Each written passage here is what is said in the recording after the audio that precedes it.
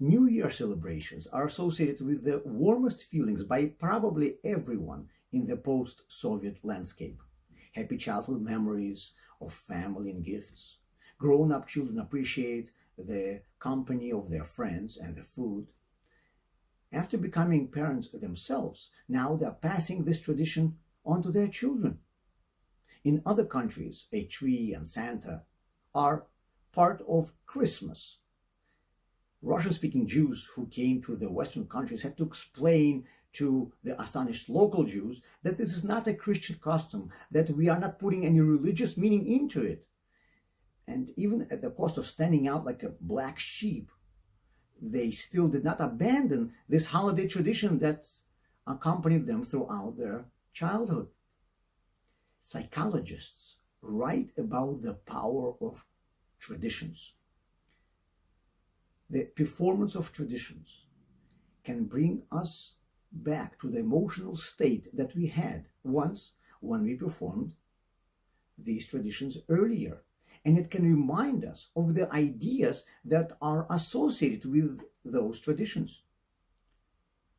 In modern psychology, this is called anchoring. We consciously attach a certain feeling or a certain thought to the performance of a certain ritual. And then every time we perform this ritual, we are brought back to the emotional state that we had once. And we remind ourselves of the idea that this ritual is based on. The school of neuro-linguistic programming is based on this very concept. Anthony Robbins calls these rituals and anchors the surest way to rule over your feelings and your thoughts. These practices of New Year tree and celebrations show the power of traditions. People are ready to perform these rituals for generations and pass them on to their children. And even when they're coming to a new country, they bring these rituals with them.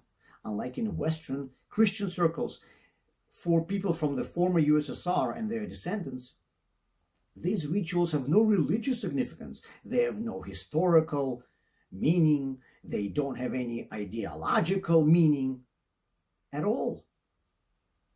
And this is the point. Anthony Robbins writes that rituals are the surest road, but sometimes the surest road can lead to nowhere. Imagine if the rituals that you teach to your children with the same warmth and love would convey to them the history of your people.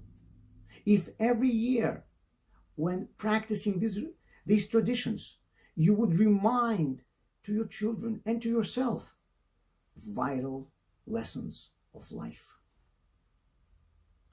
For example, when lighting a Hanukkah menorah every year, we talk about our thousands-year-old history. We remind ourselves and our children that even a small candle can dispel darkness. And even if it seems to you that you are just a small light, you are still illuminating the night.